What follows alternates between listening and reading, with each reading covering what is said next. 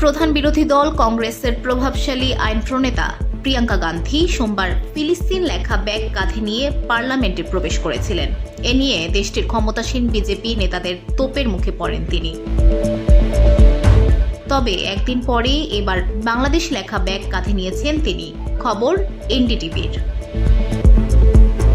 প্রতিবেদনে বলা হয়েছে, প্রিয়াঙ্কার এই ব্যাগে লেখা ছিল বাংলাদেশ। এছাড়া ব্যাগে আরও লেখা রয়েছে হিন্দু এবং খ্রিস্টানদের পাশে দাঁড়ান। এ সময় তার সঙ্গে ছিলেন কংগ্রেসের আরও আইন প্রণেতারা। তারাও একই ধরনের ব্যাগ সঙ্গে নিয়ে আসেন। প্ল্যাকার্ড ও ব্যাগ হাতে সংসদের বাইরে বিক্ষোভ করেছেন। এর আগে সোমবার প্রিয়াঙ্কা বাংলাদেশে সংখ্যালঘু হিন্দু এবং খ্রিস্টান সম্প্রদায়ের উপর নির্যাতন প্রসঙ্গে বলেন, ভারত সরকারকে এ বিষয়ে জোরালো অবস্থান নিতে হবে এবং বাংলাদেশ সরকারের সঙ্গে আলোচনা করে নির্যাতিতদের পূর্ণ সহযোগিতা নিশ্চিত করতে হবে। গত বছরের অক্টোবর থেকে গাজায় হামাস ও ইসরায়েলের মধ্যে যুদ্ধ চলছে। এতে এখন পর্যন্ত ৪৫,০০০-এর বেশি ফিলিস্তিনি নিহত হয়েছে।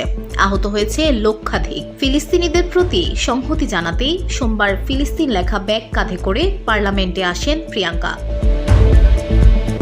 এতে বিজেপি নেতারা প্রিয়াঙ্কাকে খোঁচা দেন। তাদের ভাষ্য, ফিলিস্তিন নিয়ে কথা বললেও বাংলাদেশের সংখ্যালঘু নির্যাতন নিয়ে নিশ্চুপ প্রিয়াঙ্কা। তাই একদিন পরেই বাংলাদেশ লেখা ব্যাগ কাঁধে করে নিয়ে বিক্ষোভ করেছেন।